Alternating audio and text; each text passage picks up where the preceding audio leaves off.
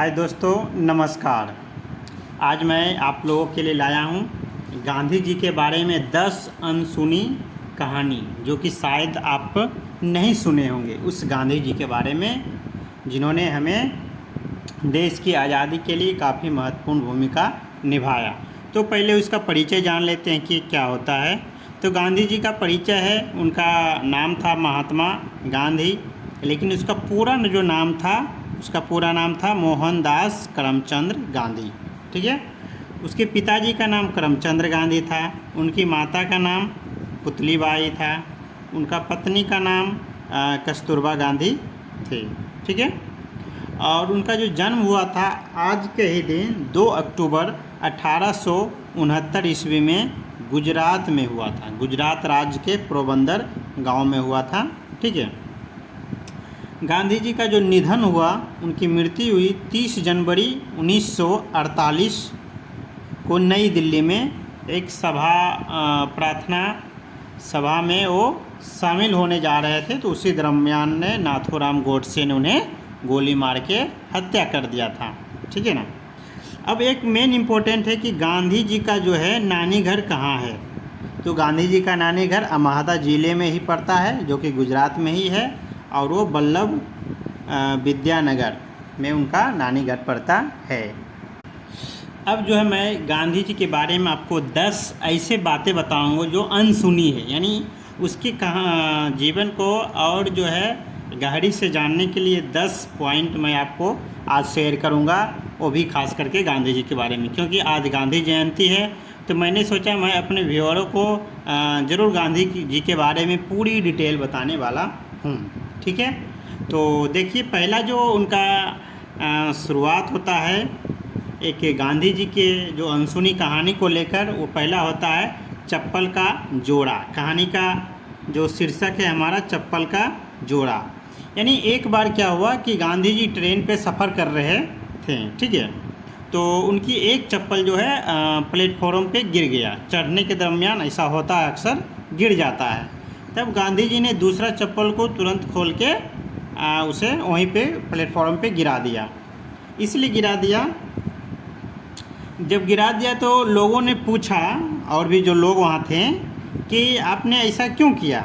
तो गांधी जी ने बोले कि एक चप्पल मेरे किसी काम के नहीं रहेंगे, इसीलिए ये दोनों चप्पल किसी आदमी को मिल जाता है तो उसके काम में आ जाएगा। तो इस कहानी से हमें ऐसे प्रेरणा मिलता है कि ऐसे सोच विचार वाले गांधी जी थे। तो हमें तो इस कहानी से हमें प्रेरणा मिलता है कि हमें जो है अपना सोच विचार को काफ़ी जो है विनम्र रखना चाहिए, और लोगों को जहाँ तक हो सके मदद की गुंजाइश रखनी चाहिए, है ना। चलिए, अब दूसरा जो कहानी, उसके अनसुनी कहानी का जो दूसरा है पॉइंट है कि गांधी और बकरी। ठीक है ना। तो गांधी जी को बकरी का दूध पीने का बहुत शौक़ था। ठीक है ना। वे शाकाहारी थे और कई बार लंबे समय तक वो उपवास करते थे, यानी वो रहते थे व्रत पे। ठीक है ना। सप्ताह में एक दिन वो व्रत करते थे स्वास्थ्य के लिए। जब उन्हें डॉक्टर ने उन्हें दूध पीने का सलाह दिया, तब वह बकरी का दूध पीना शुरू किया, क्योंकि गाय के दूध से परहेज करते थे। तो उनके आश्रम में बकरियां होती थी। गांधी जी के आश्रम में क्या होते थे, बकरी होते थे। ठीक है ना। उस बकरी को वो खुद स्वयं पालन पोषण करते थे। सोचिए, गांधी जी खुद बकरी रखते थे और उनका स्वयं देख रेख करते थे। तो ये जो है गांधी जी के बारे में ये आपकी अनसुनी कहानी थी, जो कि गांधी जी बकरी को इसलिए रखते थे कि उनसे उनको दूध मिलता था और उनको वो सेवन करते थे, जो कि स्वास्थ्य के लिए काफ़ी महत्वपूर्ण माना जाता है। ओके। तो इसलिए कोई भी काम छोटा और बड़ा नहीं होता। हमें गांधी जी से इस चीज़ को सीखना चाहिए। सीख मिलता है कि हमें कोई भी काम हो उसे शिद्दत के साथ करनी चाहिए, है ना। चलिए, तो अब मैं तीसरी कहानी जो है आपके सामने पेश कर रहा हूँ, जो गांधी जी के बारे में, पेंसिल और गांधी जी का सिद्धांत। ठीक है ना। पेंसिल और गांधी जी का सिद्धांत। एक बार क्या हुआ, गांधी जी रेल यात्रा कर रहे थे। ठीक है ना। ट्रेन पर चढ़ने के दौरान उनके पॉकेट से एक पेंसिल गिर गया। क्या गिर गया? पेंसिल, जिससे हम लिखते हैं। गिर गया तो एक सहयात्री ने पेंसिल देने की पेशकश की। एक वहाँ पे जो यात्री थे उन्होंने बोला चलिए गिरने दीजिए, मैं आपको एक पेंसिल दे दूँगा, मेरे पास हैं। तो गांधी जी ने लेने से क्या कर दिया, मना कर दिया। क्यों? क्योंकि तब गांधी जी उस ट्रेन से उतरकर दूसरी ट्रेन से जाने का फैसला और प्लेटफॉर्म से ट्रेन निकलने पर उस पेंसिल को वापस उठाया। इससे पता चलता है कि गांधी जी छोटे छोटे संसाधनों को भी महत्व देते हैं और फिजूल खर्ची से बचने पर जोर देते थे। यानी गांधी जी का कहना था कि कोई भी छोटी से छोटी चीज़ें हो उसका भी आपको महत्व देना चाहिए, है ना। ये कटपेल्सन ही हो, भले ही बहुत निम्न रुपये में आ जाता है, लेकिन उसका भी वो महत्व देते थे। तो इसीलिए गांधी जी को लोग लोकप्रिय। अब चौथा जो अनसुनी कहानी है, नंगे पांव यात्रा करना, ठीक है ना। तो गांधी जी हमेशा साधारण जीवन जीने में विश्वास करते थे।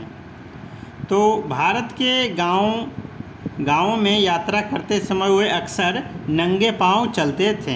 एक बार किसी ने उनसे पूछा कि वे जूते क्यों नहीं पहनते हैं, तो गांधी जी ने जवाब दिया कि मेरे देश के लाखों लोग जूते नहीं पहन सकते तो मैं क्यों पहनूं। सोचिए, यानी जब उनके जो चाहने वाले लोग जिस साधारण जीवन में जीते थे, गरीबी में, उसी माहौल में गांधी जी अपने आप को बदलना चाहते थे। इसीलिए गांधी जी से लोग नज़दीकियां बनाते गए। तो गांधी जी के बारे में इस चीज़ को जानकर आपको ये सीख मिलता है कि जिस माहौल में हैं आप, उसी माहौल में आपको भी रहने का आदत डालना चाहिए और उसी माहौल में आपको रहना चाहिए। उससे क्या होगा, आपसे लोकप्रियता आपकी बढ़ेगी और आपसे लोग नज़दीकियां बनाने लगेंगे। ये हुआ आपको चौथा। और पांचवा जो कहानी है गांधी जी के बारे में, वो रहा ये आपके सामने, ट्रेन से धक्का देकर उतारना। ये बहुत ही कह सकते हैं गांधी जी के जीवन का यू टर्न है। यू टर्न गांधी जी के जीवन का ही है और ख़ास करके ये भारतीय लोगों के लिए भी ये यू टर्न था, है ना।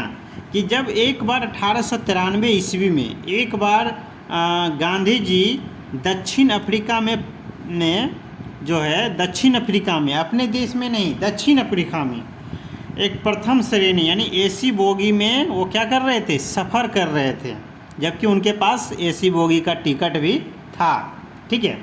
जब एसी बोगी का टिकट था, वो सफ़र कर रहे थे, वहाँ पे कुछ अफ्रीकी लोगों ने उनको देखकर उतार दिया धक्का देके, इसलिए क्योंकि वो भारतीय थे।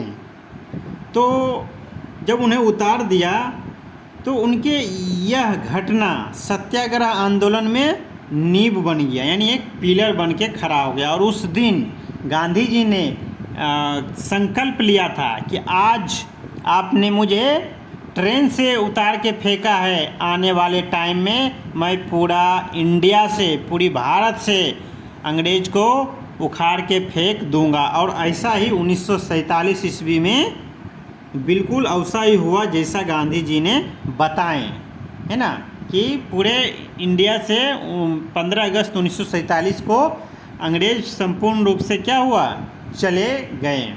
तो इसीलिए संकल्प ने उन्हें पूरे भारत की दिशा और दशा दोनों बदल दिया। जब गांधी जी को 1893 ईस्वी में एक ट्रेन से एसी बोगी से निकाल कर फेंक दिया था, तो इसीलिए मैं कहता हूँ उस संकल्प ने पूरे भारत की तकदीर और तस्वीर बदल दिया था। तो अब जो है छठा कहानी शुरू होता है, जो गांधी जी का अनसुनी की कहानी जो है, साफ सफाई के प्रति समर्पण। गांधी जी जो थे साफ सफाई के प्रति काफ़ी एक्टिव थे।